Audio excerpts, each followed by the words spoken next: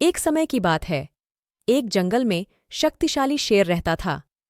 शेर की गुफा के पास ही मधुमक्खी का छाता था। मधुमक्खियां अक्सर शेर की गुफा के पास चली जाती थीं और फूलों का रस लेकर वापस अपने छाते में आ जाती थीं।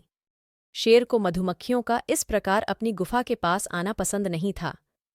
एक दिन मधुमक्खियों की रानी शेर की गुफा के पास आ गई। मधुमक्खियों की रानी आकार में साधारण मधुमक्खियों से थोड़ी सी बड़ी थी।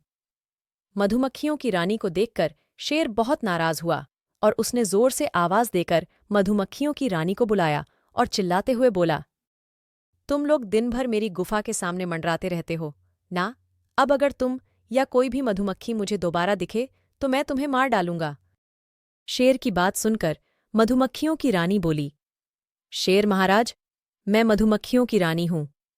हम तो जंगल के फूलों का रस लेने आते हैं और फूलों का रस ले जाकर शहद बनाते हैं।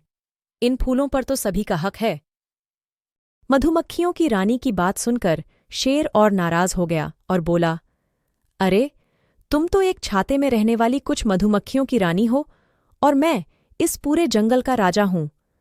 तुम जब भी आती हो तो मुझे प्रणाम किया करो, अन्यथा मैं तुम्हें मसल कर रख दूंगा।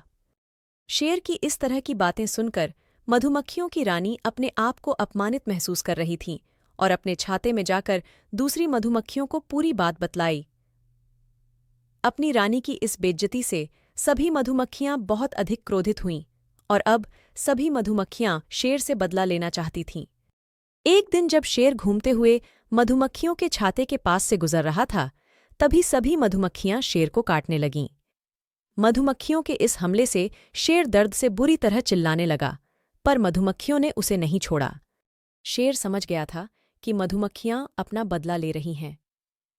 अब वह किसी भी तरह अपनी जान बचाना चाहता था। शेर वहां से भागता है, परंतु मधुमक्खियों ने उसका पीछा नहीं छोड़ा। शेर भागता भागता एक नदी में कूद जाता है। शेर के नदी में कूदने के बाद ही मधुमक्खियों ने उसका पीछा छोड़ा। इस तरह शेर ने पानी में कूदकर अपनी जान बचाई और मधुमक्खियों के डर से दोबारा अपनी गुफा में नहीं आया। शिक्षा। शेर और मधुमक्खी की कहानी से हमें शिक्षा मिलती है। संगठन में बहुत शक्ति होती है।